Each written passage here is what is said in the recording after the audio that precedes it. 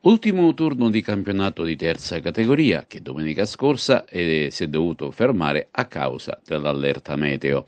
La locale FIGC, venendo incontro alle tante richieste delle varie società, e dove la criticità era molto alta, ha preferito sospendere tutto e rinviare a questa domenica 28 maggio. In campo ci saranno i seguenti incontri: Bovo Marina Montallegro i Gattopardo, Atena Cenciana, Atletico Licata Eraclea Mineo, Acamicos Real Canicati, Quisquinese Burge Ribera Atletico Real Monte, River Plata Xar. Ad un turno dalla fine del campionato, la classifica si presenta così per quanto riguarda i primi posti e la griglia playoff. Ribera 64 punti, segue Burge 58, Bovo Marina Montalegro 54, Cianciana 51, Gattopardo 49 e River Platani 48. Praticamente, se dovesse finire così oggi, gli accoppiamenti nei playoff prevederebbero Burgio Gattopardo e Bovo Marina Montallegro Cenciana.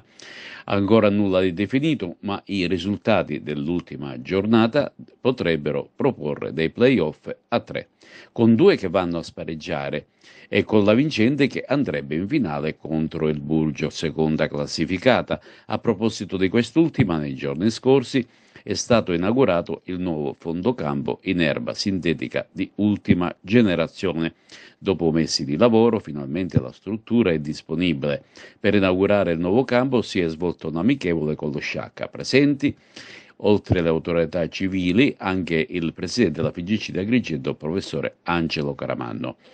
Ma la delegazione provinciale di Agrigento della LND, e nel ricordare il collega amico Tonino Butera, ha istituito e organizzato per questa stagione sportiva il torneo Memorial dedicato proprio a Tonino Butera, che ci ha lasciati prematuramente. La festa finale del Memorial verrà disputata presso il campo comunale Totorusso di Aragona.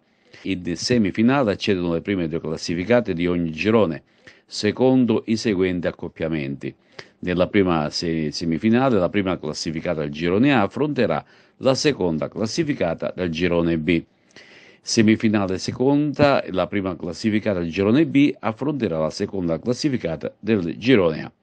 La gara unica da due tempi di 45 minuti ciascuno verrà disputata sul campo della società prima classificata nel rispettivo girone. In caso di parità, dopo i tempi supplementari, saranno disputati due tempi di 15 minuti ciascuno e in caso di ulteriore pareggio accederà in finale la società prima classificata nel girone.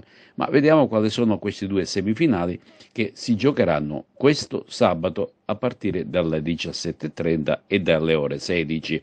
La prima semifinale vedrà il Città Ribera affrontare il Favara Academy